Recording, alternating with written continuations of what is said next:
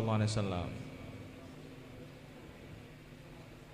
Di balik sunnah ini ada kejayaan. Di balik sunnah ini ada kecintaan Allah Subhanahu wa taala. Ada pertolongan Allah Subhanahu wa taala. Mari Pak, silakan yang masih di selatan, monggo. Cepat-cepat mawon insyaallah, monggo. Langkung cepat langkung sae. Nggih. Silakan kita tangguhkan dulu amal-amal infiradi kita. Kita sama-sama duduk dalam amal istimai. Mari jemaah sekalian, silakan.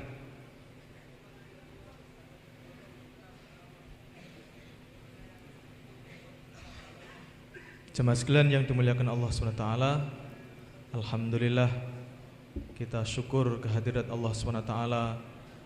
Allah SWT tolong kita untuk hadir dalam majelis yang mulia ini,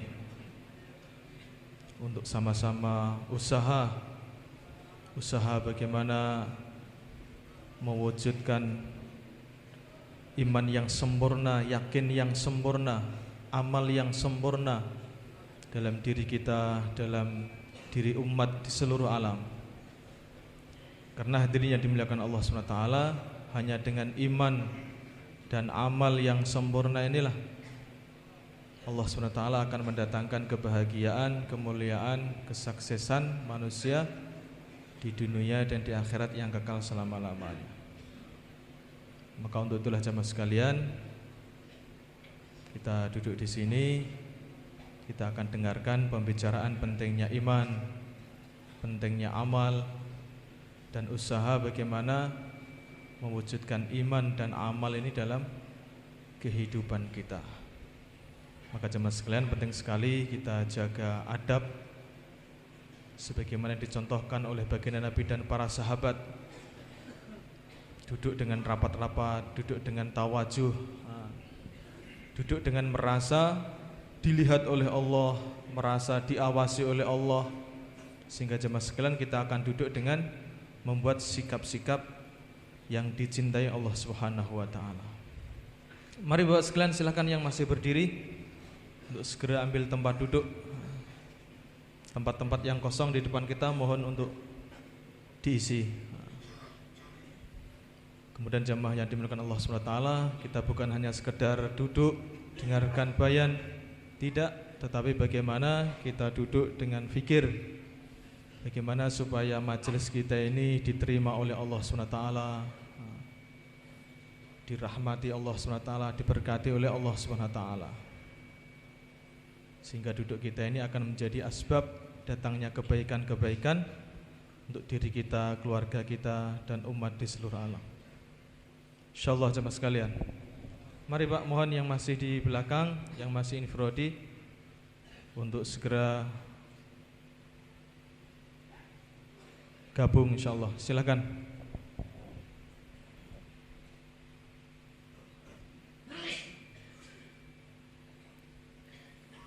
Silakan Pak yang masih duduk-duduk di selatan, di belakang.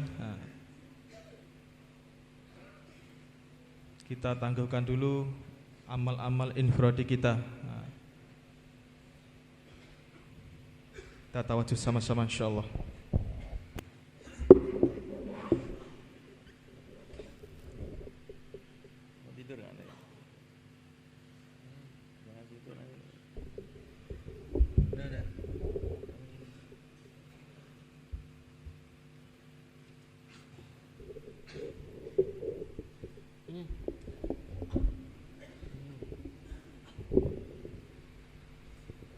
Turu jabaran.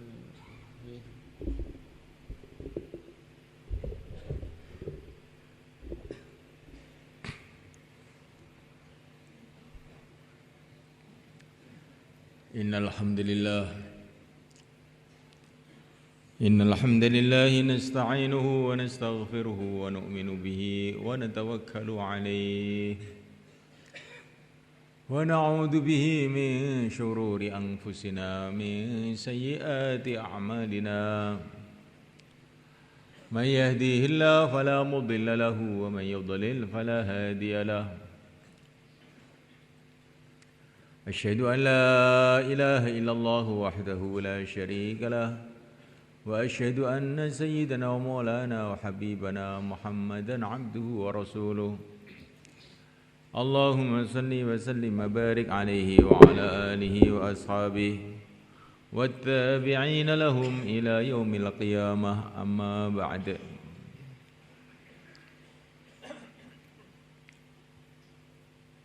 Hadirin dimuliakan Allah Subhanahu wa taala. Sejenak kita merenung bahwa kita di dunia ini tidak akan lama. Semua manusia yang ada di dunia ini tidak akan bisa bertahan lama di dunia ini. Orang sakit tidak bisa bertahan lama, orang sehat pun juga tidak akan bisa hidup lama.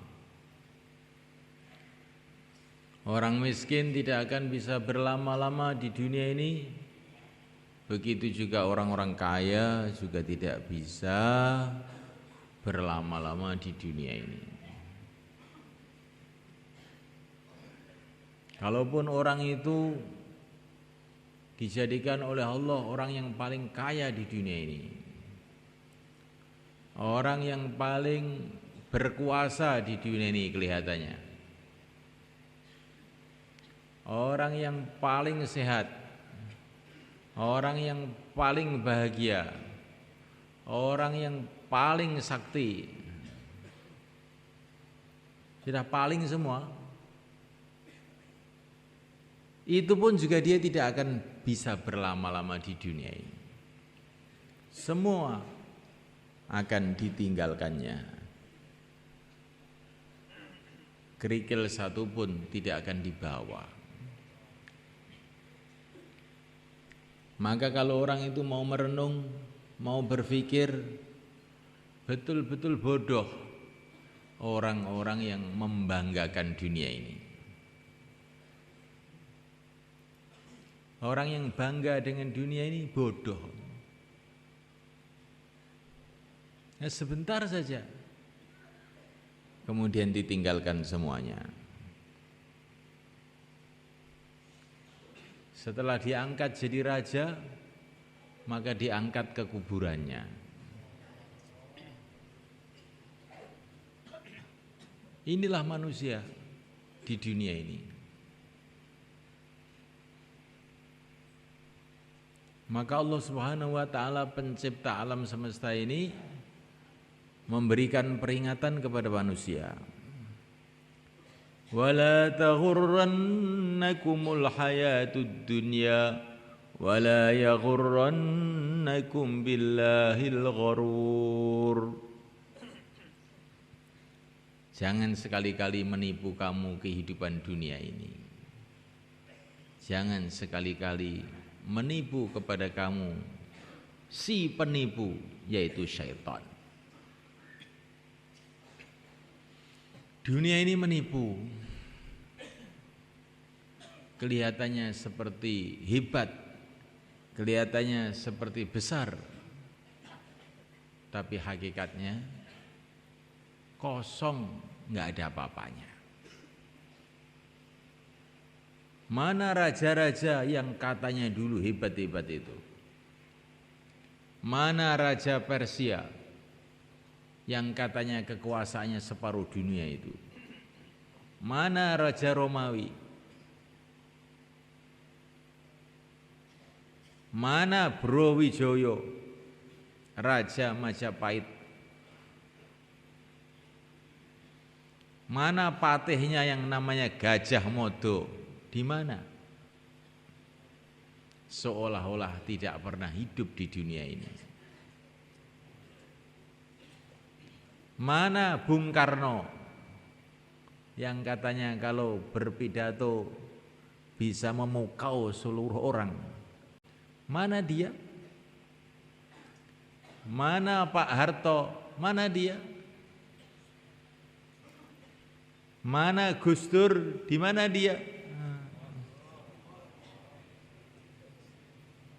sebentar lagi juga orang-orang akan tanya, kita pun seolah-olah tidak pernah hidup di dunia ini, berlalu pergi.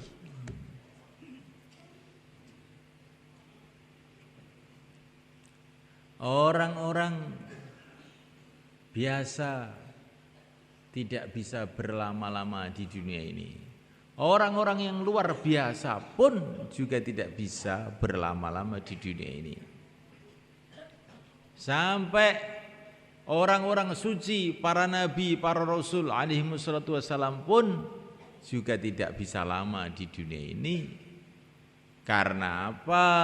Karena memang manusia diciptakan oleh Allah bukan untuk dunia ini. Masalahnya ini,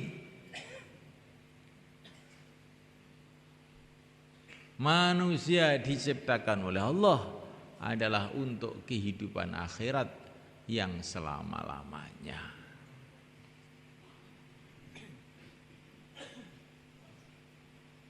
Sedangkan dunia ini fungsinya adalah untuk ujian. Dunia ini maksudnya hanya untuk ujian. Tabarakalladzi biyadihil mulku wa huwa ala kulli syai'in qadir. Alladzi khalaqal mauta wal hayata liyabluwakum ayyukum ahsanu amala wa huwal azizul ghafur. Kehidupan dunia ini Allah jadikan untuk ujian. Allah hendak menguji, ayyukum ahsanu amala, mana yang paling baik di antara kamu amalnya.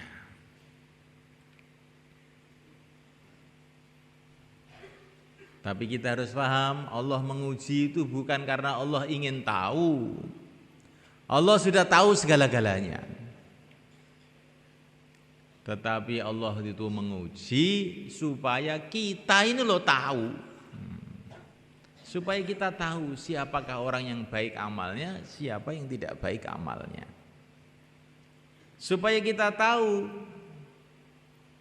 siapa yang layak menjadi kekasih-kekasih Allah, masuk dalam surga Allah, dan siapa yang tidak. Di dunia ini untuk ujian. Dunia ini diberikan untuk menguji kita.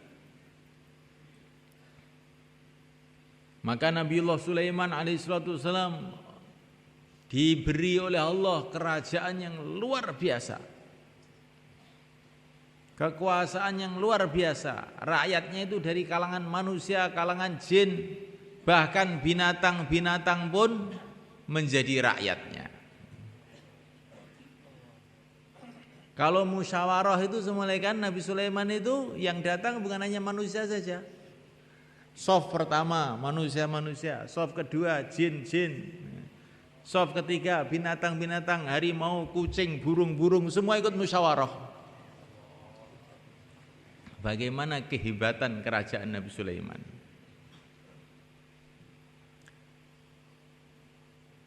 Tapi Nabi Sulaiman faham bahwa ini bukanlah satu kesuksesan, ini ujian.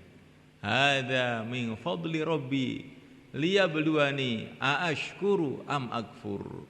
Ini adalah anugerah Tuhanku.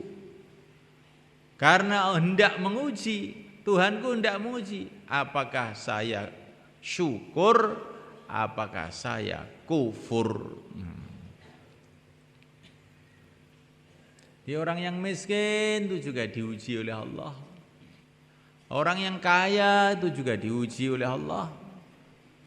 Orang yang sakit itu diuji oleh Allah. Orang yang sehat itu pun diuji oleh Allah. Semua dalam ujian. Siapakah yang lulus? Orang yang dalam keadaan sakit, keadaan sehat, keadaan kaya, keadaan miskin, tetap istiqomah hatinya, bergantung kepada Allah, istiqomah menjalankan perintah Allah, istiqomah menjauhi larangan Allah. Inilah orang yang sukses.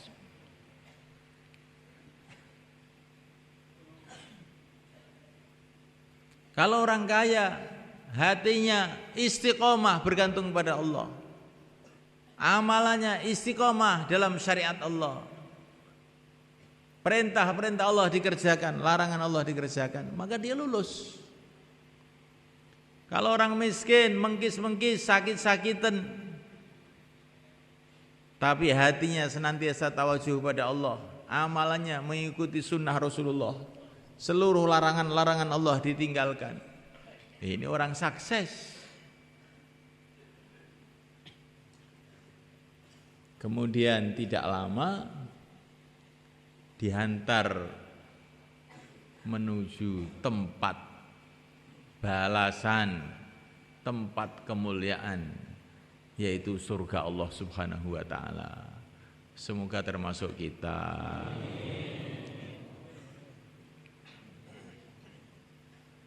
Orang yang merasa sukses dengan dunia ini, sedangkan dia imannya lemah atau rusak, amalannya rusak, maka itu seperti anak kecil masuk ujian SD. Dalam ujian SD itu oleh gurunya, anak kecil tadi dikasih kursi yang bagus, dikasih susu, gurunya tersenyum-senyum, sehingga anak kecil tadi salah paham. Saya sudah sukses saya. Padahal waktu soal-soal ujian itu dikeluarkan, satu nomor pun nggak bisa jawab, nilainya 0. Terus dia pulang ke rumah, ditanya sama ibunya, bagaimana nak ujiannya? Alhamdulillah, sukses bu. Kamu kelihatannya nggak pernah belajar bisa sukses. Iya, saya ini memang orang sukses. Bagaimana ceritanya? Ceritakan sama ibu. Tadi kursinya empuk bu, dikasih susu sama Pak Guru, dan Pak Guru senyum-senyum saja. Teman-teman juga melihat saya semua tersenyum. Maka saya sukses. Bisa nggarap soal ujian atau tidak? Ya, kalau itu nggak bisa bu, nggak bisa. Tapi saya tetap sukses. Oh, kamu ini betul-betul anak yang tolol. Sudah nggak lulus, nggak ngerti kalau tidak lulus. Itu bukan hanya tidak lulus, tolol, goblok kamu ini. Kelihatan ini cerita ini lucu sekali. Sedangkan kebanyakan manusia itu nasibnya di dunia ini seperti itu. Pokoknya kalau sudah rumahnya bagus, mobilnya bagus, ya sudah sukses. Bagaimana Pak kamu? Alhamdulillah sudah sukses. Rumah sudah ada, anak sudah jadi sarjana semuanya, badan sehat, sawah ombo, apalagi sudah sukses saya. Sholat apa tidak Pak? Lah kalau itu belum katanya. Nanti aja kalau sudah mau mati sholat.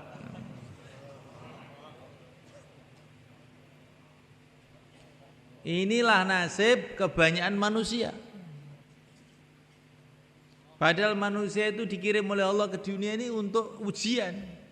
Enggak dipikirkan ujiannya lulus atau tidak, yang dipikirkan kursinya empuk atau tidak, makannya enak atau tidak. Padahal dikirim ke dunia untuk ujian, enggak mikir ujiannya. Maka subhanahu wa ta'ala, bagaimana supaya kita lulus ujian itu bagaimana? Ujian ini lulus bagaimana?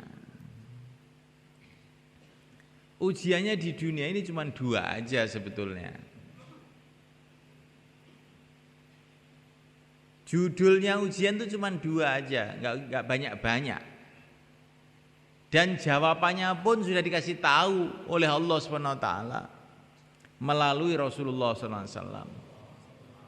Tapi anehnya itu malah banyak yang nggak lulus. Ujiannya cuma 2. Ujiannya apa juga sudah dikasih tahu oleh Allah melalui Rasulullah. Jawabannya juga dikasih tahu. Malah nggak lulus. Apa nggak aneh itu malaikat? Apakah ujiannya itu? Pertama kali adalah ujian iman. Jawabannya la ilaha illallah. Yang kedua kali ujian amal. Jawabannya Muhammadur Rasulullah. Ini kalau sudah, ini kok mantep betul, ini sudah lulus, masuk surga. Lah mudah aja loh Pak. Kok ya nggak pada bisa tuh, gimana tuh orang-orang itu? Lah iya. Ini maksudnya bukanlah hanya sekedar ucapan. Bagaimana la ilaha illallah itu tertanam dalam hati, merasuk dalam hati, menjadi darah daging kita. Keyakinan yang mantap, perasaan yang dari lubuk hati betul, bahwa yang berkuasa di alam semesta ini hanya Allah. Sehingga yang pantas disembah hanya Allah. Makhluk tidak berkuasa. Yang menciptakan makhluklah yang berkuasa. Raja-raja tidak berkuasa. Yang menciptakan raja-raja itulah yang berkuasa. Negara-negara tidak berkuasa. Presiden-presiden tidak berkuasa. Yang menciptakan mereka lah yang berkuasa. La ilaha illallah. Yang kelihatannya dari makhluk, hakikatnya bukan dari makhluk. Yang kelihatannya dari makhluk, itu sebetulnya dari yang menciptakan makhluk. La ilaha illallah. Kullun min indillah. Semua dari Allah.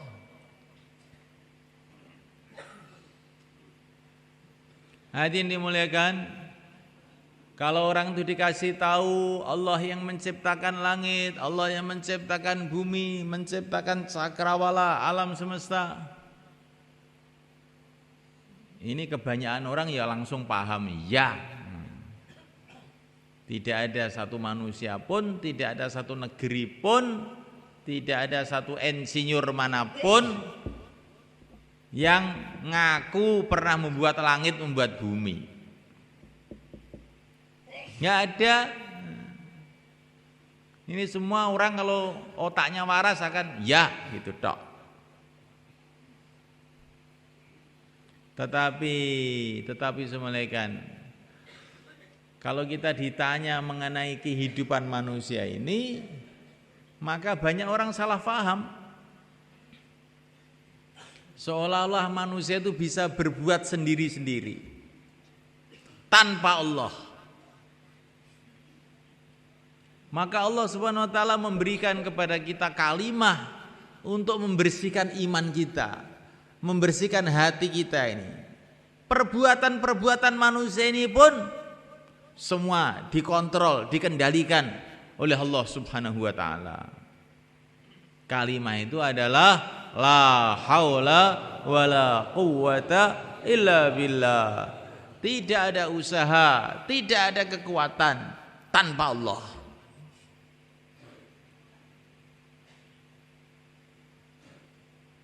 Manusia itu kelihatannya bisa berbuat begini, bisa berbuat begini, kelihatannya aja. Hakikatnya semua itu dikendalikan oleh Allah. Wa ma tasyauna illa ayyasha Allah. Kamu tidak bisa berkehendak kecuali dengan kehendak Allah. Manusia itu pengen tok tuh nggak bisa kalau nggak ditolong oleh Allah. Pengen tok nggak bisa kalau tidak ditolong oleh Allah.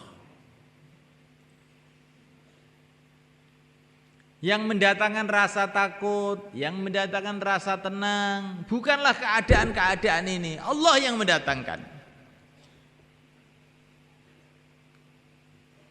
Nah, oleh karena Allah Ta'ala, orang yang berpikiran dangkal mengira bahwa yang menakutkan itu adalah senjata-senjata. Tidak. Bukan senjata yang menakutkan. Bukan tentara-tentara yang menakutkan. Yang menakutkan pada hakikatnya adalah Allah. Lihatlah tentara-tentara beberapa ribu, semua membawa bedil, semua membawa granat.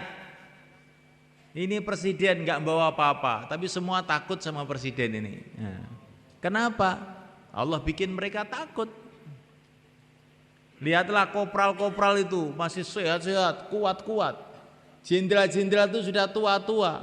Nah, kok kopral-kopral itu jadi takut sama jenderal ini? Berapa ribu? Ayo ke sana. Semua ke sana, semua. Ke sini, semua ke sini, semua. Kenapa? Kenapa? Allah Subhanahu wa taala yang bikin mereka takut. Allah Subhanahu wa taala yang berikan mereka taat. Dan kalau Allah menghendaki, bisa saja Allah rubah yang tadinya taat jadi tidak taat, yang tadinya takut jadi tidak takut.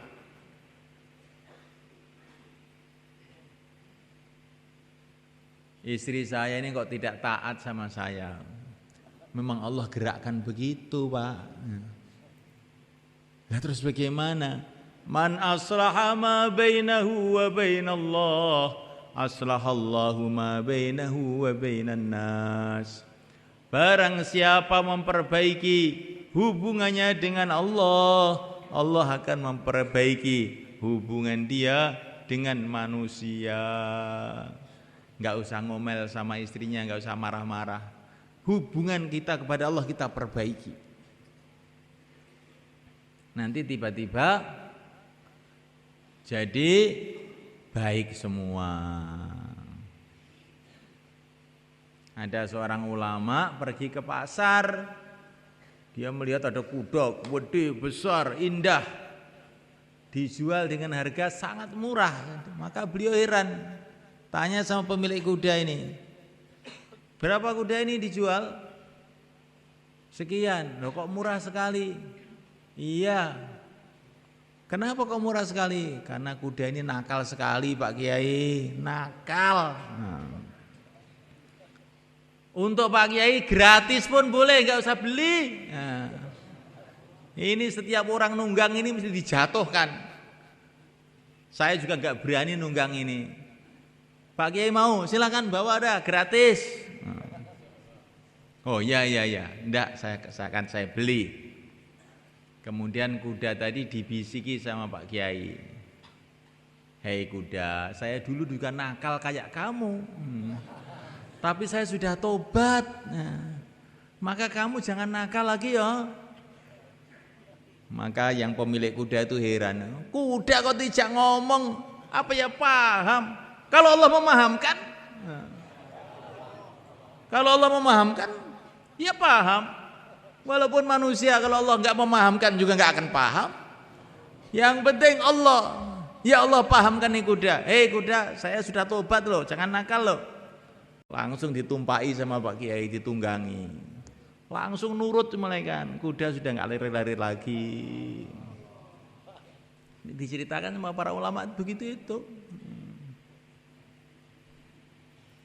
Maka masalah kita ini sebetulnya di dunia ini hanya dengan Allah. Pokoknya dengan Allah itu baik, dengan lain-lain itu mudah. Tapi setan itu menipu kita. Kamu masalahnya dengan istri, masalahnya dengan anak, masalahnya dengan tetangga. Oh, kamu punya banyak masalah. Enggak. Masalah saya bukan dengan istri. Masalah saya dengan yang menciptakan istri, yang mengendalikan hati istri, Allah Subhanahu wa taala. Masalah saya bukan dengan tetangga, masalah saya bukan dengan takmir masjid, masalah saya bukan dengan pemerintah, masalah dengan pencipta alam semesta, Allah Subhanahu wa taala. Kalau Allah ridha kepada saya, beres. Kalau Allah tidak ridha, bagaimana mungkin bisa beres? La ilaha illallah. Nah, ini ujian pertama ini. Ini baru bimbingan ujian, belum ujian betul. Ini bimbingan ujian. Nanti sampai dalam perjalanan hidup ini kita akan diuji oleh macam-macam. Apa kita kalau menerima ujian itu kembali kepada Allah, apa terus bingung mubeng antara makhluk ke makhluk?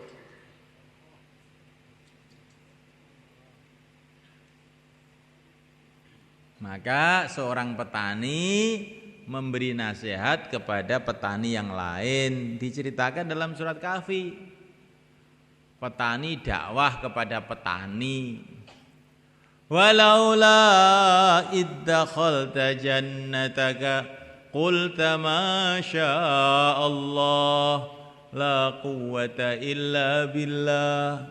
Hei saudaraku, kalau kamu masuk ladang kamu, ucapkanlah Masya Allah. Segala sesuatu terjadi dengan kehendak Allah. La quwwata illa billah. Tidak ada kekuatan tanpa pertolongan Allah. Ucapkan begitu. Jangan yakin sama sawah. Jangan yakin sama kekuatan kita yang bisa macul meluku garu. Jangan. Yakinlah bahwa kekuatan manusia itu hanya dari pertolongan Allah. Tapi petani ini ndablek, nggak mau dengar. Alah, orang dakwah yang begitu itu sama-sama petaninya aja kok. Langsung dia pergi ke sawah. Nggak usah didengar itu ngomongan orang itu. Langsung pergi ke sawah. Ternyata sawahnya sudah ludes, hancur. Masya Allah. Lah kok ludes kayak begini? Ini dalam surat Kahfi diceritakan. Maka orang itu kalau sudah mendengar nasihat agama, diingatkan kepada Allah kok ndablek, nanti itu kalau nggak diampuni oleh Allah celaka akhirnya.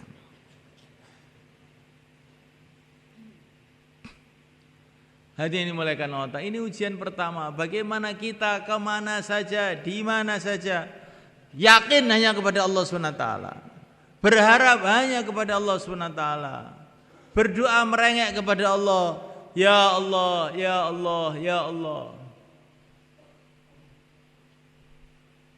Dalam syairnya orang Arab yang dibaca santri-santri itu bagaimana itu?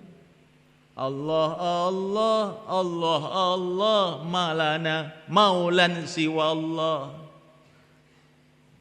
kullama nadaitu ya Rabb qala ya abdi anallah. Itu syairnya santri-santri kalau malam Kemis itu begitu. Allah Allah Allah Allah malana maulan siwa Allah. Tidak ada bagi kami penolong selain Allah. Kullama nadaitu ya Rabb, setiap aku memanggilnya ya Rabb, hai Tuhanku. Qala ya abdi anallah, maka Allah berfirman, hai hambaku, aku adalah Allah. Itu malaikat orang iman tuh begitu. Ada apa-apa ya Allah. Satu hari baginda Nabi istirahat di bawah pohon, tahu-tahu orang kafir datang bawa pedang. Pedangnya diangkat di atas kepala Nabi. Hei Muhammad, siapa yang bisa menyelamatkan kamu sekarang? Maka Nabi dengan tenangnya, Allah. Langsung pedangnya jatuh blok. Terus diambil oleh Nabi, diangkat oleh Nabi. Ayo, sekarang siapa yang bisa menyelamatkan kamu? Muhammad, maafkan saya Muhammad. Dah, kamu pulang sana ya, pulang. Setelah pulang cerita sama teman-temannya, nggak ada orang baiknya kayak Muhammad tuh nggak ada. Sudahlah ikut aja sama dia.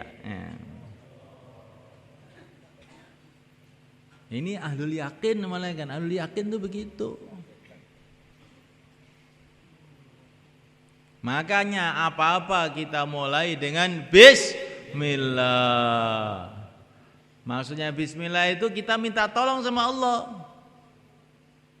Mau makan, bismillah, dirasakan betul. Setiap hari juga sudah bismillah, ini enggak dirasakan. Padahal ujian itu ujian hati, ujian mulut, ujian otak, ujian seluruh badan kita. Kalau kita mengucapkan bismillah, hatinya juga, ya Allah aku minta tolong nih ya Allah. Makanan tidak bisa mendatangkan manfaat kecuali dengan pertolonganmu. Minuman tidak bisa mendatangkan kesegaran kecuali dengan pertolonganmu.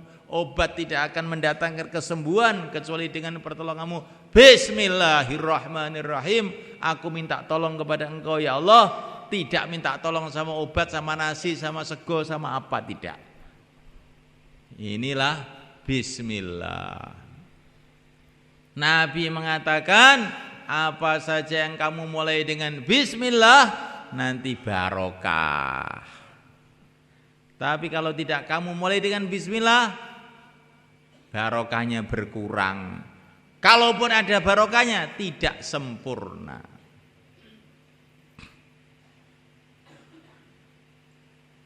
Kalaupun sempurna, sempurna di dunia. Di akhirat enggak dapat pahala. Maka apa-apa kita mulai dengan bismillah. Barang siapa kumpul istrinya mengucapkan bismillah, maka nanti kalau jadi anak, setiap anaknya bernafas dia dapat pahala. Maka anaknya banyak, pahalanya tambah banyak. Karena ini dimulai dengan bismillah, dengan yakin kepada Allah.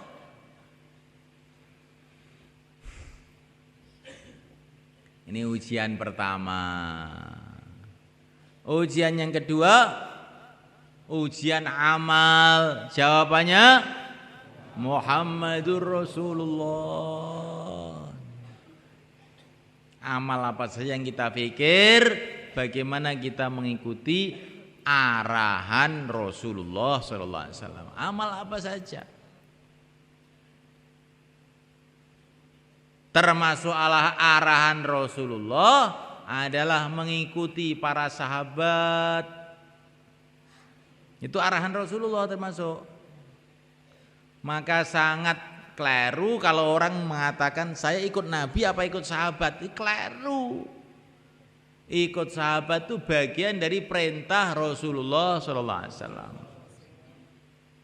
Ini nanti akan Ramadan sebentar lagi. Ada orang tanya, kalau terawih 21 tuh Sayyidina Umar, kalau 11 Nabi. Keliru kamu itu. Ya. Keliru ini nemen itu. Ya. Ikut Sayyidina Umar itu perintah Nabi. Nabi mengatakan ikuti Abu Bakar Umar ini. Kamu ikuti aja. Ya.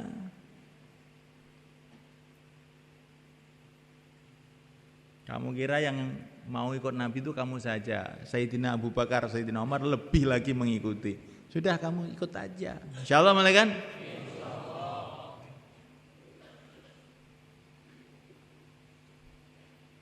Ini bicara khilafiyah, katanya dakwah enggak boleh bicara khilafiyah. Ini terlanjur tadi semalekan. Karena saya ini sudah bicara khilafiyah tiap hari gitu. Jadi akhirnya di forum dakwah juga bicara khilafiyah. Tapi ini khilafiyah yang tidak membahayakan, ini penting malah. Biar ngerti orang itu. Ikut sahabat itu bagian dari perintah Nabi. Ikut para ulama itu bagian dari perintah Nabi. Nabi itu semuanya kan Al-Imam Asy-Syafi'i itu lahir tahun 150. Sebelum Imam Syafi'i lahir itu baginda Nabi sudah cerita, nanti Imam Syafi'i akan lahir itu sudah cerita.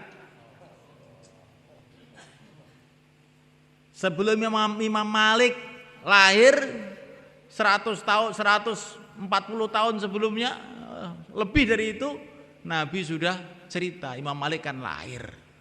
Maka kita ini jangan sembarangan sama para imam-imam itu. Ikut Nabi apa ikut Imam Syafi'i? Keliru. istighfar. Nah, iki wong ora diadab kuwi jenenge. Para imam-imam itu orang yang paling ikut Nabi. Cuman kadang-kadang ada orang-orang tidak paham, yang salah bukan mereka, yang para imam itu yang salah yang nggak paham itu. Insyaallah malaikat. Ini penting malaikat, karena zaman ini wong keminter. Perasaannya wis ngungkuli, wis hurduk. Hurduk piye?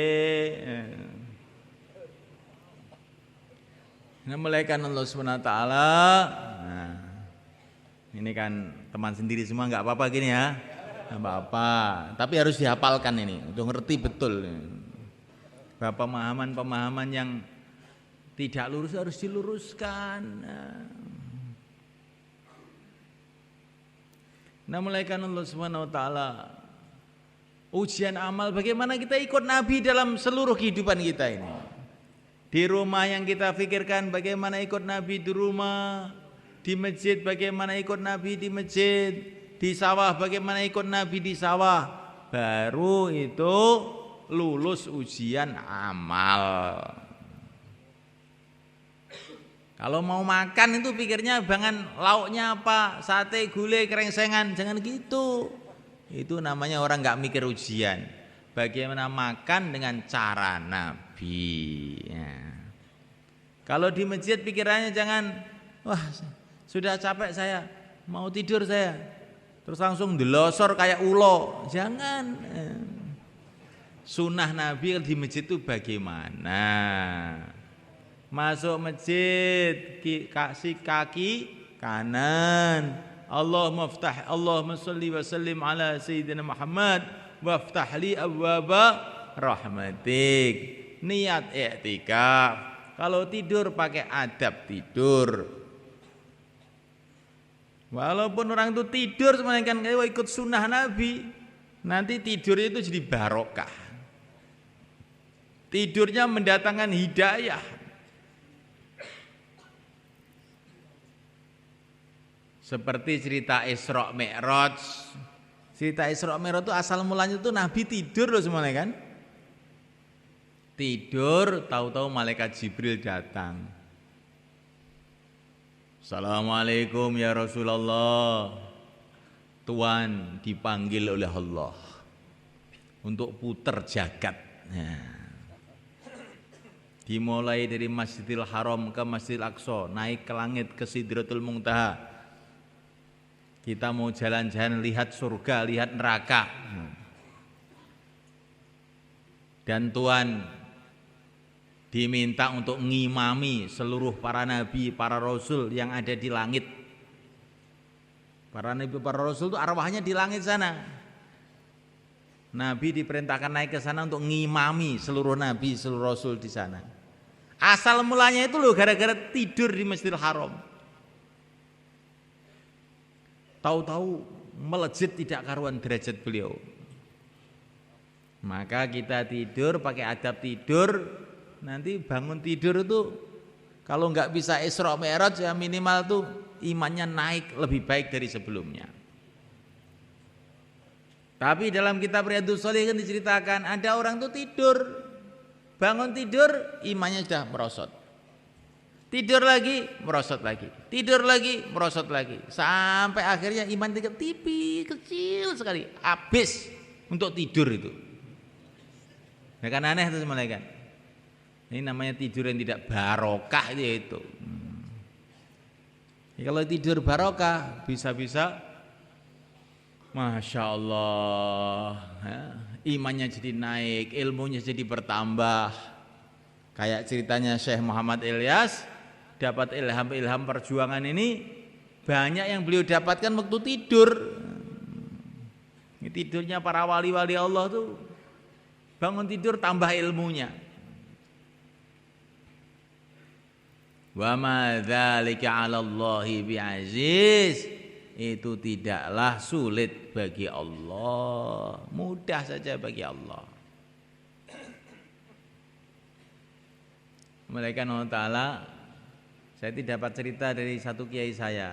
itu punya murid tidur. Bangun tidur itu sudah hafal satu kitab, namanya kitab hikam. Loh, lah kamu kok tahu tuh hafal tuh? Kang. Tadi saya tidur, perasaan saya itu ngaji 1 bulan. Padahal tidurnya cuma beberapa jam aja. Perasaannya ngaji 1 bulan, ngapalkan kitab hikam, bangun tidur sudah hafal sebenarnya kan.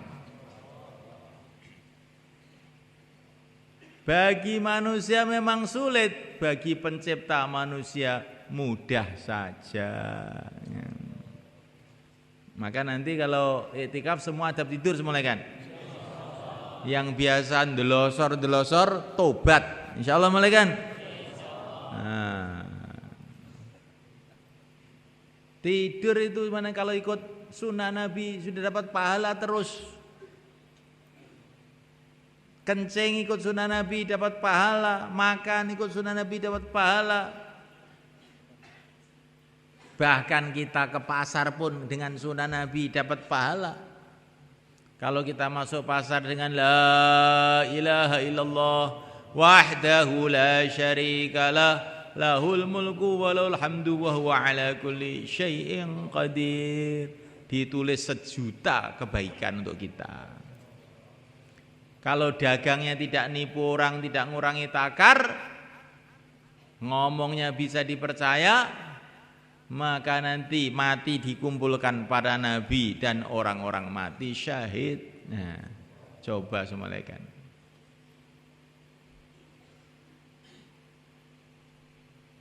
Man aqala nadiman aqalallahu atharatahu yaumal qiyamah. Barang siapa jual beli, tahu-tahu yang beli ini menyesal, datang lagi ke toko kita setelah beli sepeda motor, balik lagi ke toko kita, Pak, saya kok ternyata tidak cocok dengan sepeda motor ini, saya ingin kembalikan kepada Bapak. Oh, nggak bisa, barang sudah dibeli tidak bisa dikembalikan. Lah tapi saya nggak seneng ya Pak. Lah salah kamu sendiri, tadi nggak mikir kamu. Tapi saya tetap akan saya kembalikan. Ya, saya potong 50%. Nah, ini orang pedagang yang nggak ingin pahala ya begitu. Nabi mengatakan siapa yang memaafkan orang yang menyesal, orang beli menyesal, dikembalikan terus kita terima, maka nanti dosa-dosa kita akan diampuni oleh Allah pada hari kiamat. Maka ada seorang ulama itu bikin toko. Tokonya itu ada kwitansinya, kwitansi tahu toh? Ditulisi barang yang sudah dibeli boleh dikembalikan. Loh, kok aneh sekali ini Pak Kiai ini punya toko. Memang saya sengaja kok ini. Ini bukan toko biasa, toko supaya saya diampuni pada hari kiamat. Nah gitu semalaikan. Kalau kita di pasar itu pikiran kita mengikuti sunnah Nabi, pahala terus. Nah mulaikan Allah Subhanahu wa taala. Ujian kita ujian 2, ujian iman, ujian amal. Lah supaya kita lulus dalam ujian iman, ujian amal itu bagaimana caranya? Kita harus ada usaha peningkatan iman, peningkatan amal. Kita harus membuat suasana bagaimana iman kita meningkat, amal kita meningkat. Usaha itu pertama kali adalah usaha dakwah.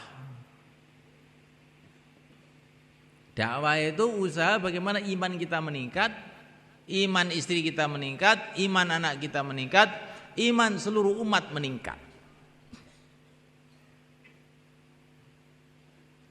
Kalau kita memikirkan imannya orang lain, maka iman kita sendiri akan meningkat.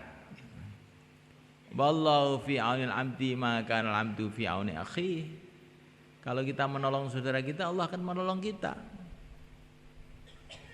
Kalau kita ini sayang kepada umat, mikir bagaimana umat ini selamat dari siksa Allah SWT, masuk dalam surga Allah. Seperti sayangnya para nabi, para rasul kepada umat, maka kita akan disayangi oleh Allah. Kalau kita disayangi oleh Allah, iman kita akan terjaga. Maka dakwah ini maksudnya adalah untuk menjaga diri kita sendiri semuanya kan. Tapi dakwah ini tidak boleh hanya sekedar ala kadarnya. Ini dakwah diceritakan dalam Al-Quran, dikasih nama tijarah, perdagangan. Hal adullukum ala tijaratin tunjikum min adzabin alim tu'minuna billahi wa rasulihi wa tujahiduna fi sabilillah bi amwalikum wa anfusikum. Jadi diistilahkan dalam Al-Quran, usaha agama termasuk usaha dakwah ini seperti perdagangan. Orang tuh kalau dagang tuh bagaimana semuanya kan? Mikir terus. Pagi-pagi jam 7 sudah buka toko. Sebelum buka toko sudah mikir, apa barang yang saya beli, apa barang yang saya jual, labanya berapa sudah dipikir. Sampai masuk toko belum sarapan kan? Belum sarapan. Maka setelah jam 10, jam 11 perut sudah keroncongan, akhirnya sarapan. Sego pecel gitu. Di tengah-tengah sarapan tahu-tahu ada orang datang ke tokonya. Assalamualaikum. Waalaikumsalam. Oh, langsung cuci tangan. Ada apa Pak? Ada apa? Saya mau beli sarung. Oh iya Pak, tunggu sebentar. Nah, makan pun ditunda. Karena apa? Demi perdagangan. Kalau kamu pergi ke toko sepatu, maka orang yang punya toko sepatu tuh kayaknya baik sekali itu mulai kan. Ada apa? Mau beli sepatu? Oh silakan duduk. Nah, diambilkan sepatunya, dipasang di kaki kita. Nah, pas apa belum Pak? Ini kurang besar. Diambilkan lagi. Yang tadinya itu baru tengkar sama istrinya itu, kalau ada orang beli sepatu datang langsung senyum-senyum terus. Ya silakan. Mana lagi Pak yang mau beli lagi? Mana lagi? Nah, mikir betul-betul. Sampai jam 8 malam toko ditutup. Maka dia pulang ke rumah. Tokonya tutup tapi otaknya puter terus. Berapa hasilnya? Berapa labanya? Terus mikir terus. Sambil makan malam, minum kopi, mikir terus. Bagaimana toko bisa meningkat terus. Satu toko, bagaimana 2 toko, terus dipikir terus. Sampai akhirnya waktu haji datang, dia pergi ke Mekah. Tapi pergi haji ke Mekah itu yang dipikir itu dagangan. Nanti di depan Ka'bah saya akan doa supaya toko saya maju.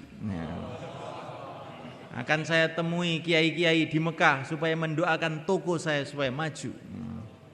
Barangkali di Mekah ada barang-barang murah akan saya beli, nanti saya jual di Temboro. Wis pokoknya itu mikirnya itu dagang saja itu. Piye amri dadi dhuwit iki piye carane? Wis cethukan apa piye amri iso dadi dhuwit. Sampai melihat barang-barang yang berceceran di pinggir jalan, rongsokan, ada wadah aqua dikumpulkan. Iki dhuwit iki. Iki dhuwit kok dikene iki piye? Pokoknya namanya pedagang itu sudah. Sampai malam istima pun dipikirkan. Beli jual mau jual minyak wangi malam istima itu. Barangkali nanti bisa meningkatkan perdagangan. Ini kenapa bayan kok panjang-panjang? Padahal ini sudah siap, kopi, teh sudah siap di depan. Ini namanya seorang pedagang.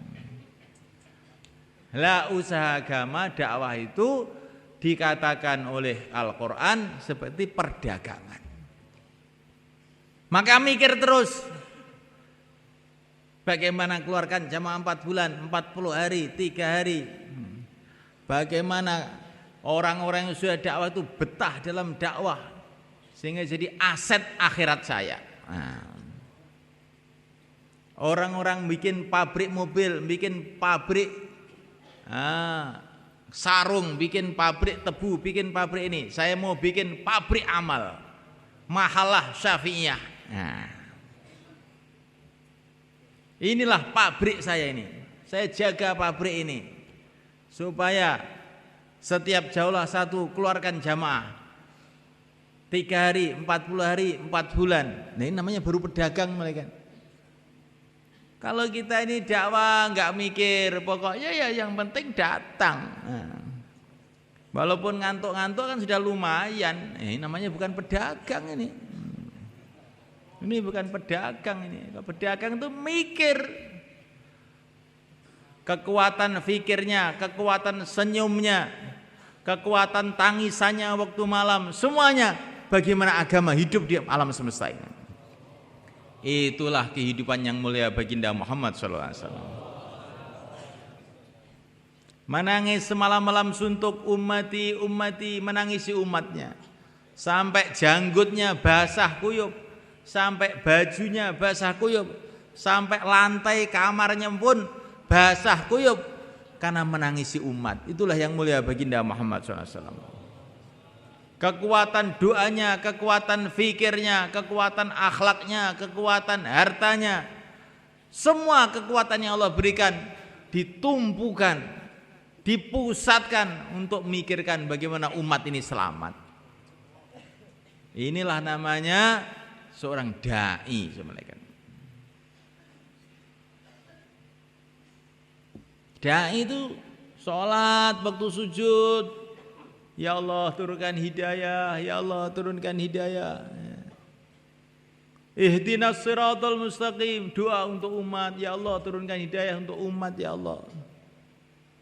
Sambil makan pun, ya Allah makan saya ini jadikan asbab hidayah untuk umat, ya Allah. Minumnya begitu juga, tidurnya begitu juga. Sayyidina Umar radhiyallahu ta'ala anhu semulaikan tidur di depan masjid di bawah pohon. Bantalnya itu pecut, cemeti. Karena Sayyidina Umar itu kemana-mana itu bawa cemeti gitu. Maka bantalnya bukan bantal biasa, pecut untuk pecut jaran itu. Maka tidur di depan masjid di bawah pohon. Raja Persia kirim utusan ke Madinah untuk menemui Sayyidina Umar. Maka sampai Madinah tanya sama orang-orang Madinah, mana istananya Umar? Maka orang Madinah mengatakan, Umar enggak punya istana. Lah terus kalau mau menemui kemana? Kamu lihat di masjid sana, biasanya jam sekian di masjid. Maka utusan Persia pun pergi ke masjid. Masjidnya begitu sederhana, tiang-tiangnya dari pohon kurma, atapnya dari daun kurma, lantainya dari tanah. Umar ada nggak Umar itu? Maka orang-orang di masjid nggak ada. Kamu lihat di depan masjid itu loh. Biasanya kalau siang dia tidurnya di depan masjid. Ternyata di depan masjid tidur ngorok di bawah pohon. Maka utusan Persia itu bertanya, ini Umar ini? Iya ini Umar. Umar yang menggegerkan jagat ini? Iya betul ini Umar. Apa nabi dia itu? Katanya orang Persia. Bukan, ini bukan nabi, pengikut nabi. Enggak ada pengawalnya, enggak ada pengawalnya. Maka utusan Persia tadi mengatakan, hei Umar, karena kamu berbuat adil Umar, tidak perlu pengawal. Raja saya karena enggak adil, pengawalnya beribu-ribu di mana saja. Maka terkesan utusan Persia ini dengan tidurnya Sayyidina Umar di bawah pohon itu terkesan masuk Islam. Jadi semulaikan kalau orang itu sudah orang ahli hidayah itu semulaikan tidurnya pun mendatangkan hidayah. Doanya mendatangkan hidayah, akhlaknya mendatangkan hidayah, dakwahnya mendatangkan hidayah, ilmunya mendatangkan hidayah. Salah satu contohnya adalah Amirul Mukminin Sayyidina Umar bin Khattab radhiyallahu taala anhu. Nah, kita pikir begitu itu. Kalau mau tidur, ya Allah, jadikan tidur saya ini asbab hidayah ya Allah. Terus zikir-zikir sampai tidur. Ini ada orang dari Magelang situ Sumalekan, tinggalnya di Malaysia. Di Malaysia itu diajak dakwah ini nggak mau aja dia. Apa dakwah? Sumpek saya melihat orang dakwah itu. Ini anaknya sekarang di sini masalahnya itu Sumalekan. Akhirnya dia pulang dari Malaysia, terus ke Jakarta, tengah malam sampai di Jakarta. Dia mau cari penginapan nggak ada. Wah, kemana ini mau nginep ini? Sudah nginep di Kebun Jeruk aja. Itu saya punya teman-teman orang dakwah itu. Akhirnya dia nginep di Kebun Jeruk, markas Kebun Jeruk. Datang situ pas tengah malam, semua orang tidur pakai adab tidur semua. Dia ngelihat aja. Ini ustadz ini, kiai ini. Orang tabligh itu ya tidurnya aja kok tertib ya, apalagi meleknya. Nah, sudah saya mau keluar 4 bulan, langsung keluar 4 bulan. Bukan karena mendengarkan bayan, karena melihat orang tidur. Begitu semua lagi. Baginda Nabi pergi ke pasar, maka beliau membeli satu barang. Lah zaman dulu itu semuanya kan, kalau beli barang itu terus nanti ada bagian nimbang uang, uangnya itu ditimbang, uangnya dari emas perak itu ditimbang. Enggak seperti uang sekarang, ada yang di pasar itu adalah petugas nimbang. Berapa gram, berapa, pokoknya menurut ukuran zaman dulu lah gitu. Ini waktu itu masih banyak orang kafir di Madinah ini.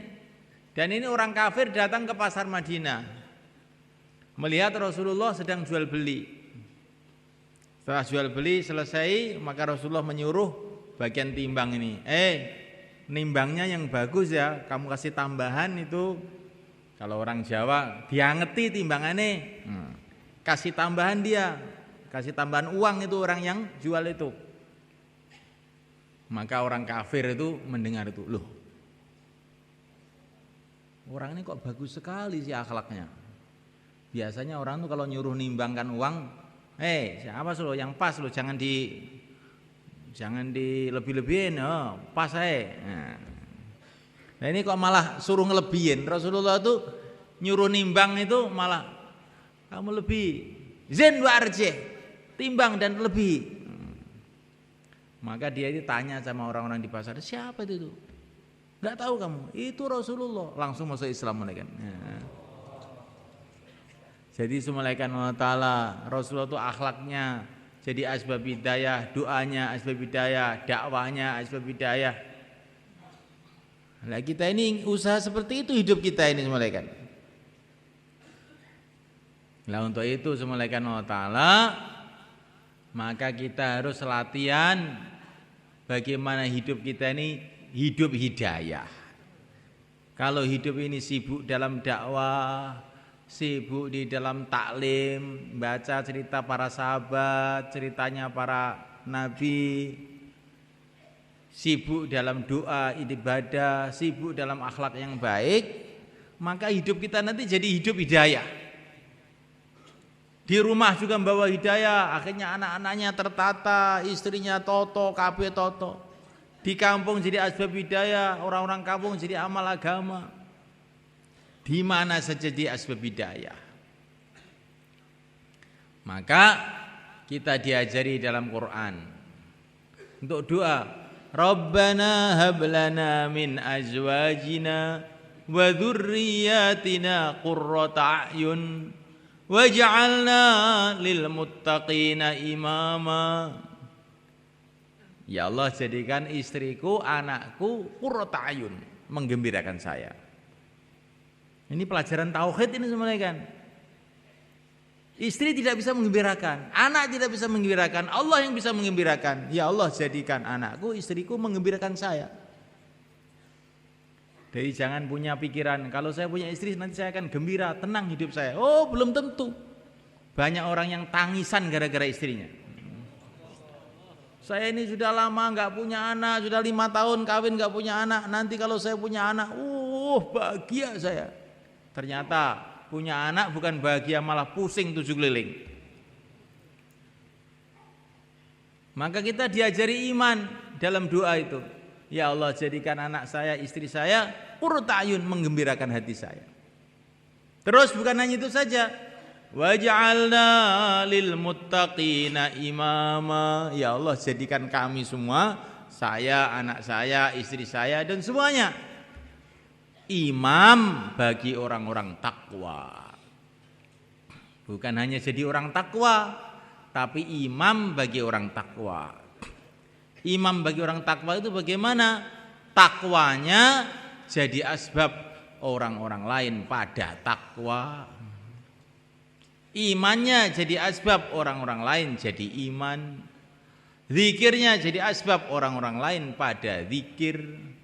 Sholatnya jadi asbab orang-orang lain pada sholat. Dakwahnya jadi asbab orang-orang lain pada dakwah. Ini namanya imam bagi orang-orang takwa. Ini doa yang diajarkan oleh Allah dalam Quran. Waj'alna lil muttaqina imama. Ya Allah, jadikan kita semua imam bagi orang takwa. Jangan gembira sudah sholat. Ya harus gembira memang sudah sholat. Tapi yang kita cita-citakan bagaimana sholat kita jadi asbab orang-orang pada sholat. Zikir kita jadi asbab orang-orang pada zikir. Iktikaf kita jadi asbab orang-orang pada iktikaf. Pulang kita, gimana pulang kita? Nah ini semoga kita ini kalau berbuat yang tidak baik jangan ditiru orang. Jangan terus nanti habis taklim aja rung. Kuwi jenenge ora imam kanggo wong takwa, imam kanggo wong mulih. Niku ketoke mboten sae to kita. Nek cara kula lho niku nek cara sampean. Terus pundi niki malam Jumat udah itikaf kabeh, ndonga kabeh, nangis sing pangeran. Kalau satu golongan manusia, kata Nabi ini, ada satu orang saja yang nangisi mereka, mereka tidak akan diazab oleh Allah. Jadi umat manusia ini begitu rusak di mana-mana, di antara sebabnya karena sedikitnya orang yang nangis untuk umat ini. Maka ini malam-malam istimak kita, di rumah kita juga mesti harus ada waktu-waktu untuk nangis buat umat. Insyaallah malaikat. Ya Allah, jadikan doa saya ini asbab hidayah untuk umat. Untuk itu semulaikan supaya perkataan-perkataan kita ini bukan hanya jadi perkataan, tapi menjadi kenyataan. Hidup sekali ini jadi asbab hidayah itu jadi kenyataan, bukan dongeng tapi kenyataan. Maka caranya kita sekarang juga menyiapkan waktu untuk 4 bulan untuk latihan luruskan iman, latihan meluruskan amal. Insyaallah malaikat. Maka yang niat untuk 4 bulan, 40 hari silakan berdiri ke selatan. Monggo. Silakan malaikat. 4 bulan, 40 hari. Insyaallah. Monggo, monggo.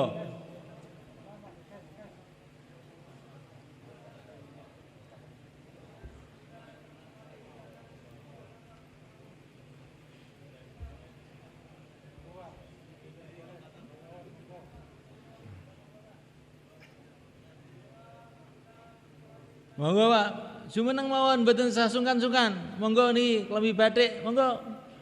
Mboten sah jirih, mboten napa-napa niku, monggo. Jumeneng. Niki mondok Pak, mondoke 4 wulan tok. Nggih, mondok patang wulan. Nggih. Ini Mahmud sing patang wulan iki ditilok tenan ora kowe? Mondok patang wulan belajar iman, belajar amal gitu. Monggo.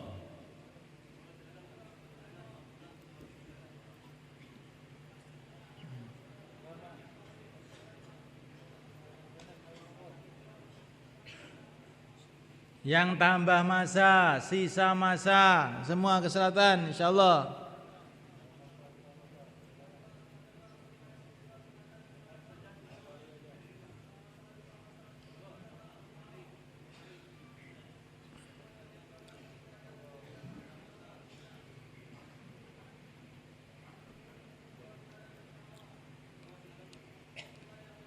Insyaallah sedaya niat Pak nggih. Nah, niki nek sing dereng medal niki jenengan niati mengke tanggal 13 Juni badhe wonten pertemuan enten mriki. Ajeng ngedalne jam 4 bulan 40 hari. Sing dereng saged niat sak mangke mengke tanggal 13 sami-sami medal kita niati Pak nggih. Niat sik terus persiapan. Jenengan niat terus ngentenake persiapan, selagi masih dalam persiapan kita dapat pahala terus. Pahalanya berjuang. Orang yang beli kuda dengan niat untuk keluar fisabilillah, kata Nabi, maka setiap kudanya berjalan dia dapat pahala, kudanya makan dapat pahala, kudanya minum dapat pahala. Maka kalau kita ini menyiapkan diri kita persiapan-persiapan untuk berjuang, di mana-mana kita dapat pahala. Insyaallah melakukan.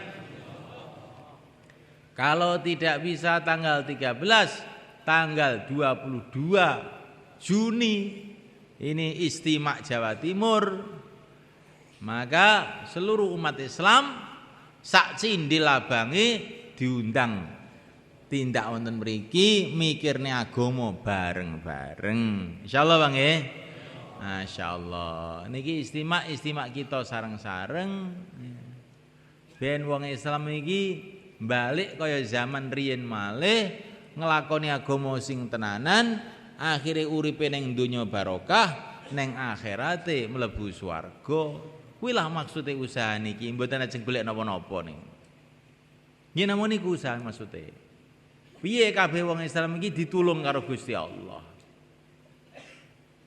Ora ning dalan kejaba nek bodho nglakoni agama sing tenanan. Ora ning dalan supaya iso nglakoni agama sing tenanan, kejaba nek kita ndamel suasana mikirne agama. Insyaallah Bang nggih. Nah, saniki tiga-tiga sekawan-sekawan napa sing panjenengan mirengaken kala wau genten jenengan sampekne teng kancane anding-andinge niku. Niku mengke ben mancep. Niku nek mung krungu tok mboten disampekne lali. Krungu disampekne mengke mancep. Monggo tiga-tiga sekawan-sekawan, monggo. Tiga-tiga sekawan-sekawan. 10 menit. Oh. Golek kanca sedaya. Aja meneng ae golek kanca. Golek kanca muni. Sapa wonge sing muni nyampene agama oleh dongane Kanjeng Nabi. Monggo. Napa sampeyan mirengne wau sing cek nyantol genten diceritakne ngoten mawon. Mboten saya ngarang. Bil. Itu ke situ. Kopiah-kopiah hitam itu.